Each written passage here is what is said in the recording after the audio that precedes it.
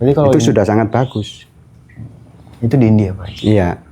Nah, kemudian ada pengalaman waktu di Taiwan. Di Taiwan itu saya pernah reposisi pohon tidak tepat waktunya, musimnya. Ide apa, Pak Haji? Kenapa tidak tepat? Itu juniper. Juniper itu saya reposisi, jadi tegak, jadi casket. Jadi pertama tegak, jadi casket. Kemudian saya suguhan. Dia bilang, jangan, ini bukan waktunya. Ditegakin lagi. Dan itu saya termasuk teguran buat saya. Saya nggak kenal musim. Oh, ternyata di sana ada masa dormannya, itu kita nggak bisa ngapa-ngapain. Nah, seperti itulah.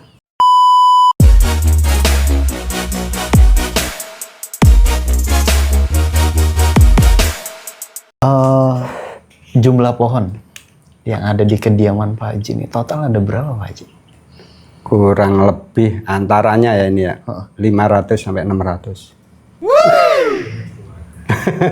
Itu baru yang belum yang di kebun. Belum di kebun. Pusing dirawat sendiri, disiram sendiri. Belum yang ukurannya jumbo-jumbo. Iya. Itu next guys, insya Allah nanti kalau ada waktu saya coba buat review ya. Karena memang kan nggak sedikit pohon Pak Haji ya. Jujur ini yang di rumahnya aja 500 sampai 600. Ini baru di dalam, belum di luar. Belum yang di kebun. Kebunnya juga ada berapa, banyak. Dan pohonnya gede-gede. Saya masih kerja, jadi masih karyawan saya itu. Jadi kadang ya bolos kerjanya banyak sekali. Karyawan yang punya karyawan. Kan aneh kan, karyawan tapi punya karyawan.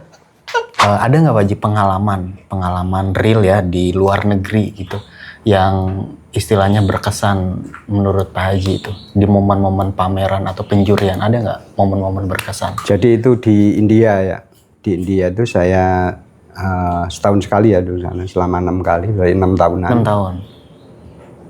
Kemudian ya banyak pengalaman, jadi kita jadi tahu perkembangan bonsai di Indonesia kalau kita bandingkan secara faktualnya dengan India itu kan beda jauh. Jadi kalau di India itu, kalau di pemahaman saya itu terlalu di atas, jadi yang main ini. Jadi kaum terpelajar. Jadi pemahamannya cukup, tapi prakteknya sangat kurang. Itu bonsai India di mata saya itu begitu. Karena yang di lapisan bawah itu tidak bergerak. Kalau di kita itu semuanya bergerak, semua lapisan. Elemen kelas bawah, tengah, atas. Jadi kalau itu sudah sangat bagus. Itu di India, Pak? Iya. Nah, kemudian ada pengalaman waktu di Taiwan. Di Taiwan itu saya pernah reposisi pohon tidak tepat waktunya, musimnya. Ide apa, Pak Haji? Kenapa tidak tepat? Itu juniper. Juniper itu saya reposisi, jadi tegak, jadi casket. Jadi pertama tegak, jadi casket. Kemudian saya suguhan. Dia bilang, jangan, ini bukan waktunya. Ditegakin lagi. Dan itu saya termasuk teguran buat saya. Saya nggak kenal musim. Oh, ternyata di sana ada masa dormannya, itu kita nggak bisa ngapa-ngapain. Nah, seperti itulah.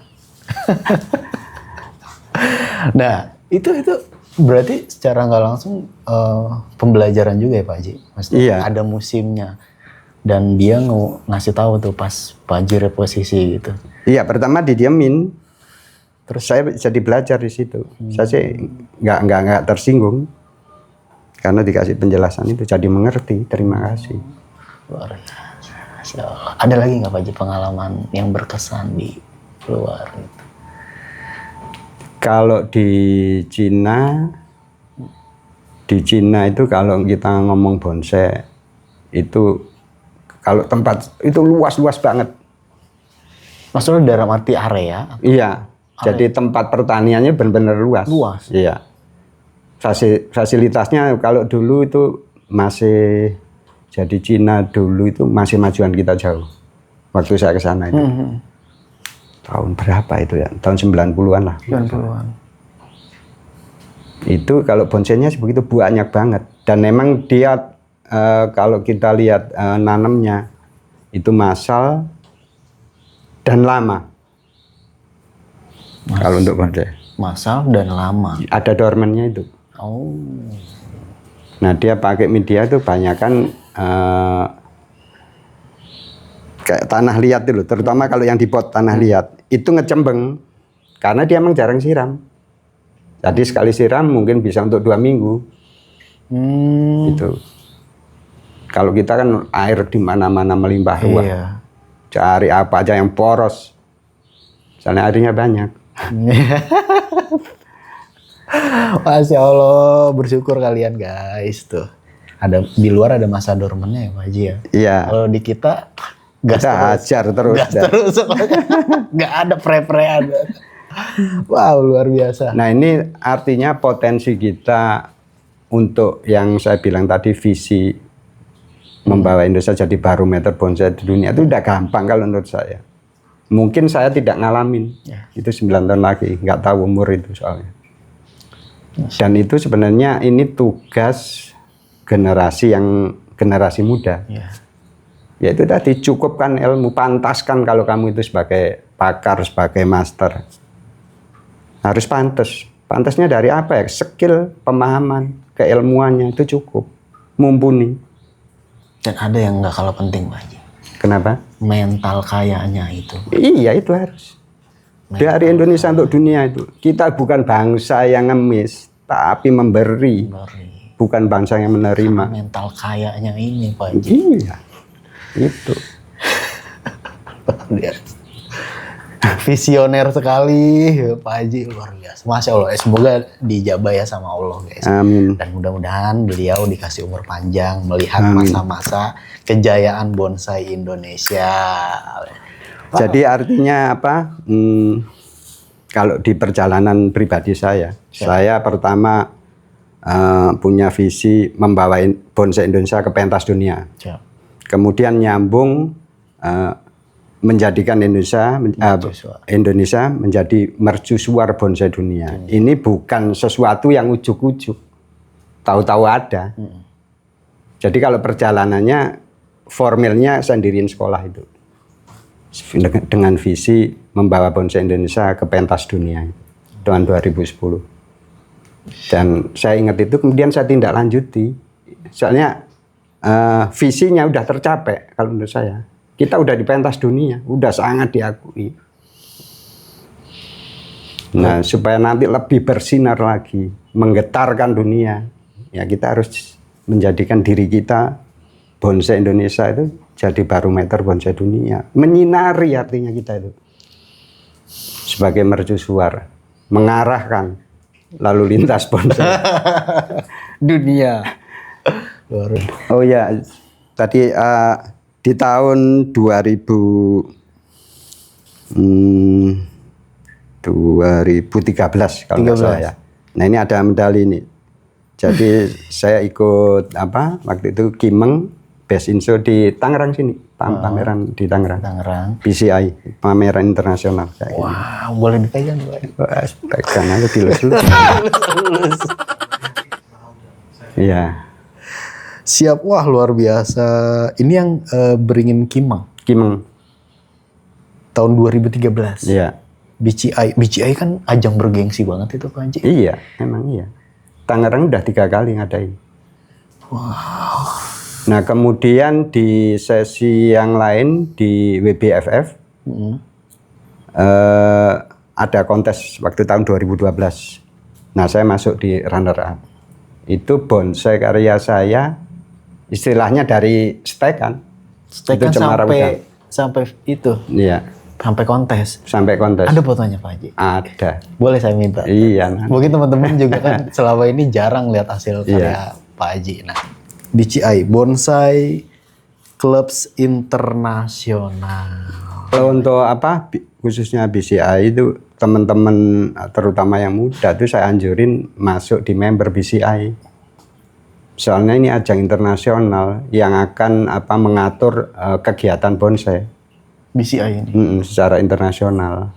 Dan kalau sekarang sih yang senior saya Pak Budi Sulistyo, nggak tahu direktur apanya itu, Pak Budi itu di BCI. Dan itu udah sangat kalau menurut saya Pak Budi kan sudah sepuh juga, lebih sepuh dari saya. Maksudnya itu harus ada pengganti. Regenerasinya, Bu. Mungkin 1, 2, 3 atau 10 orang bisa masuk di situ. Jadi semua, makanya itu yang termasuk geopolitik. Organisasi kayak gini kita harus kuasain. Harus ada orang-orangnya. Jangan sampai diambil alih. Iya, harus orang-orang yang cerdas emang yang masuk. Jadi kita adalah bagian dari komunitas bonsai dunia, itu kita juga harus sadar. Nah, harus berbuat apa? Punya pemikiran apa? Nah, itu harus ada. Ya, harus banyak baca buku lah. Baca dan mental guys, siapkan karena kita sudah berkompetisi ya, kita sudah mengakui dan sudah diakui gitu sama dunia. Tinggal mental kalian nih mempertahankan, bahkan makin gimana caranya makin bersinar. Seperti yang Pak Haji bilang tadi, kita itu mercusuar, kita menyinari, kita memberi. Ya. Bukan yang disinari, kita bukan disinari. Nah, menyinari kita. Nah, untuk menyinari itu mental kayak dulu baru kalian bisa memberi dan menyinari. Wow, luar biasa. Jadi kalau di pandangan saya, okay. Semua ilmu itu terkait. Jadi ada elemen atau bagian-bagian tertentu itu bisa dikaitkan. Contoh? Sepertinya nggak masuk akal di bidang hukum. Saya bisa menerapkan bidang hukum ini kan nggak masuk akal diterapkan di bonsai. Kalau secara logika nggak ada kaitannya. Iya, itu saya khayal, mabuk gitu, atau halu atau apa. Itu saya buktikan, itu bisa diterapkan. Apa yang bisa diterapkan? Analogi. Analogi itu kias. Kias itu di syariah. Dan itu saya terapkan, saya ngerjain anting putri, itu di pikiran saya nggak ngerjain anting putri, tapi ngerjain santigi atau juniper. Jadi di situ ada elemen atau bagian tertentu yang saya analogikan. Jadi anting putri kan nggak ada yang cincinan keringan, dan itu saya bikin. Tapi sifatnya analogi. Kias, perumpamaan. Iya. Itu bisa diterapin Pak Haji? Bisa. Salah satu contoh. Saya pendidikan pas-pasan sekali itu saya harus akui. Nah, untuk menutup itu saya harus tetap kayak ilmu yang lain. Saya tetap belajar. Saya belajar itu banyak banget sampai stres istilahnya. Gimana jangan stres. Nah, emang bawaannya begitu. Gimana itu? Apa depresi atau apa silahkan. Istilahnya. Iya. Saya yang belakangan yang saya intens belajar itu apa neuroscience. Itu saya depresi. Tapi saya dengerin terus. Ternyata depresi itu sesuatu yang wajar. Waduh, boleh juga. Iya, karena ada efek itu keseimbangan.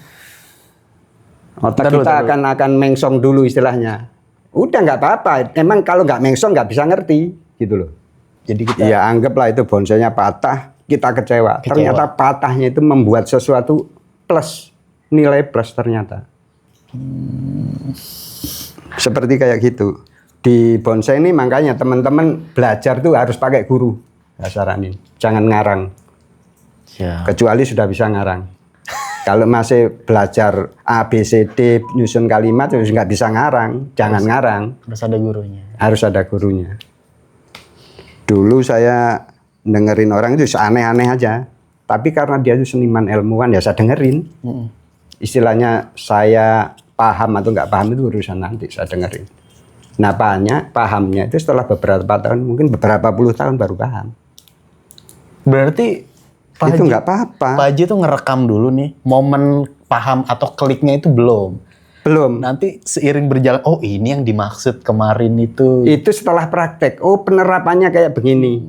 Kayak saya bilang, saya nerapin kias atau analogi, itu butuh perangkat keilmuan yang lain, maksud saya itu begitu. Nah, saya harus belajar ilmu geometri. Supaya presisinya kayak apa? Harus belajar ilmu garis. Oh, garis lengkung nggak bisa digabungkan dengan garis apa gitu. Lurus. Iya, seperti kayak begitu. Luar ya. Jadi kita kalau untuk jadi master nggak cukup kita tahu tentang teknik bonsai, tentang anatomi bonsai, tentang pupuk, tentang obat, tentang hama, tentang penyakit. Tidak cukup. Bahkan jauh lebih kompleks dari itu ya. Iya.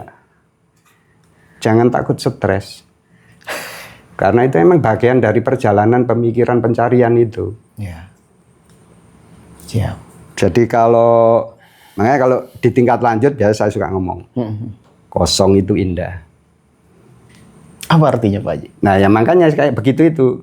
Itu diterapkan di bonsai. Oh. Jadi di bonsai itu ada istilah, kalau itu bahasa Jepang atau apa namanya gongsen yumi. Kalau diterjemahkan bebas, nah kosong itu indah. Termasuk yang teman-teman generasi yang sekarang atau yang paling tua umur 40 tahun harus ngerti filsafat bonsai. Filsafat. Iya. Jadi ada filosofinya di bonsai itu. Ya saya belajar itu ya karena saya baca. Contoh. Jadi ada wabi sabi dalam istilah Jepang. Teman-teman nggak usah istilahnya nggak usah salah salah persepsi soal istilah. Masuknya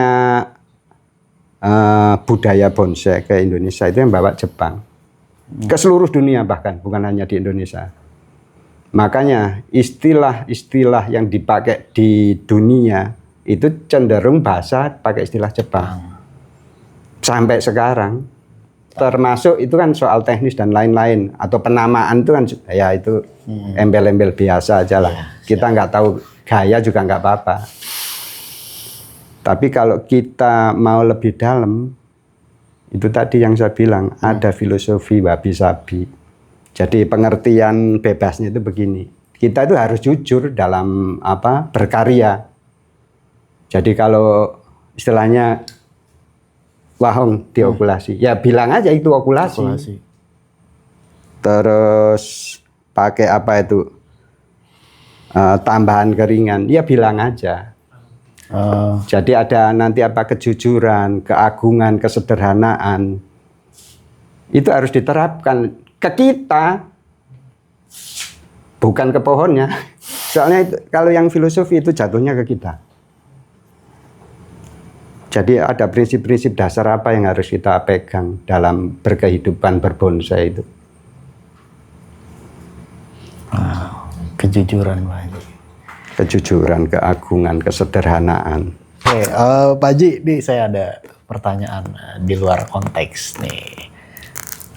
Saya penasaran sih sebenarnya. Ada nggak sih di luar bonsai hobi Pak Haji selain bonsai? Ya kalau lagi stres ya main aja. Main, makan, enak tuh. Kalau kebiasaan tuh baca, saya termasuk dari alhamdulillah ya, saya bersyukur kalau ternyata hobi baca saya itu bermanfaat dan saya tahu manfaatnya setelah saya udah tua. Manfaat. Iya, ternyata dulu yang ilmu gini ya, sekedar tahu. Ternyata itu bisa saya terapkan, saya pakai itu sekarang. Saya dulu waktu SMP suka baca buku di perpustakaan. Waktu SMA, itu mungkin buku perpustakaan udah saya baca semua. Berapa ribu itu. Saya dulu kalau zaman saya dulu itu ada kartu kartu untuk pinjam buku di perpustakaan. Ya, itu saya setiap hari itu bawa paling enggak 2 sampai 4 buku setiap hari. Jadi saya balikin lagi, saya hampir nggak baca buku pelajaran SMA itu. Sampai terakhir udah ganti 2 kali, udah kamu nggak usah pakai kartu, mau ambil buku ambil aja. Yang jaga tuh. Iya. Jadi ambil buku aja udah. Nah di waktu itu mungkin merasa, kalau boleh diistilahkan berarti dulu baca aja, jadi belum butuh. Nah ternyata sekarang ini ternyata berasa gitu yang dibaca, oh ternyata butuh dan bisa diterapkan. Iya betul. Momen kliknya guys. Iya, jadi ilmu itu nggak bermanfaat mungkin untuk sekarang, tapi besok ternyata bermanfaat. Makanya jangan pilih-pilih ilmu sebenarnya gitu, pelajari aja. Nanti waktu kita membutuhkan secara otomatis keluar dari pikiran kita udah. Oh, saya pernah baca buku ini. Paling nggak memori kita ada di situ, walaupun nggak lengkap. Oh, maksudnya itu ini ta. momen klik ya. Iya. Semuanya itu nggak ada yang sia-sia. Nggak ada yang soalnya. sia-sia. Dan kita harus ingat bahwa ilmu itu adalah cahaya. Orang yang berilmu itu kayak berjalan di siang bolong.